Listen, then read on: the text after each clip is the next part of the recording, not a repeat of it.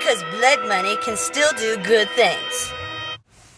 There's 3 different kinds of startup accelerators in my experience and what I have seen as an entrepreneur. And I'm going to tell you why you should never support a startup accelerator. The first one is the snake oil accelerator. Snake oil accelerator, we always have a few angel investors behind the curtain.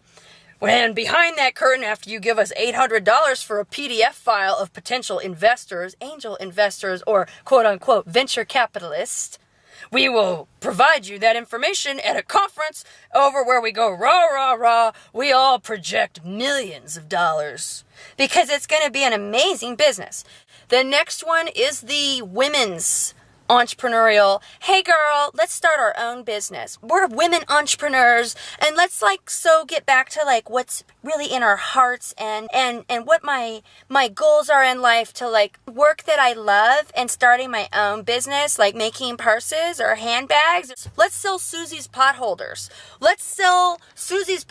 And this is the other problem with a lot of these things. They start off with people in Entrepreneur Magazine, Forbes Magazine. They love articles that, hey, I want to tell you how $20 and a peanut butter and jelly sandwich helped me build an empire overnight. Okay? That's not real entrepreneurship, okay? Because it's not that glamorous. All right? The third type of entrepreneurial assistance is I used to be corporate. I had a corner office and I made a lot of money. But you know what? My heart isn't in corporate.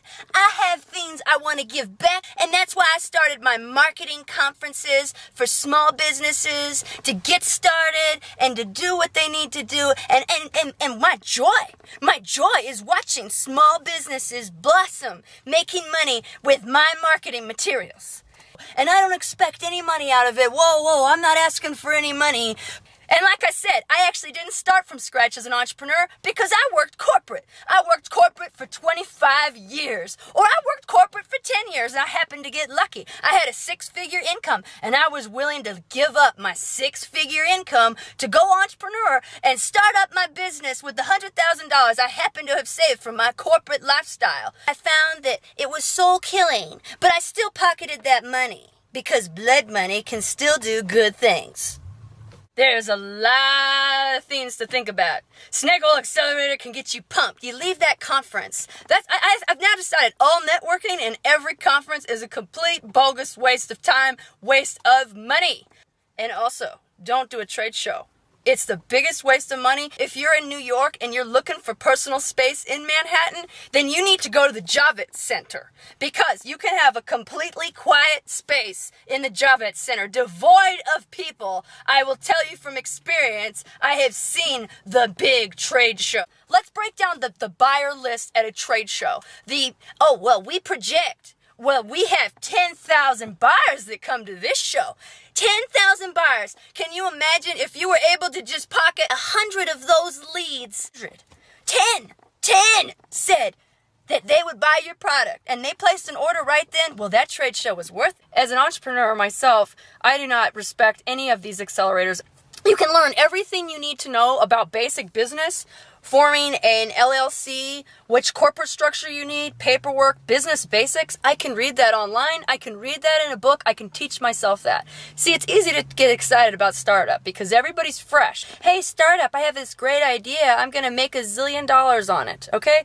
Probably what the biggest problem is with a lot of people that come to these startup accelerators, many of them are looking for support and growth, and many of them have already started a business, and many of them are looking for growth and exposure in that business. And that's the biggest crux of an entrepreneur, is not starting up. It is the growth and exposure of that business to get to a point where it becomes sustainable. Snake oil accelerators prey on new entrepreneurs looking for support. And for an $800 PDF file, I'll be able to give you lots of information behind the curtain.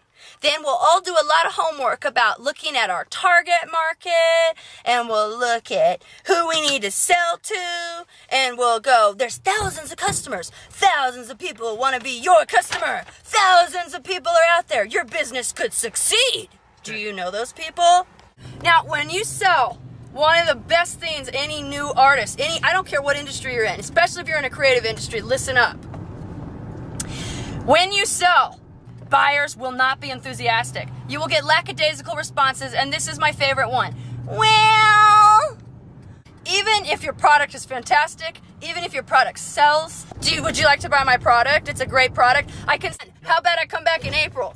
Well, that's a mushy answer. That is not an answer. Well, women are more, I will say this, yes, women say this more often than men, but women buyers will say things like, well, and then you push them slightly and they still say, well, I don't know. We project millions.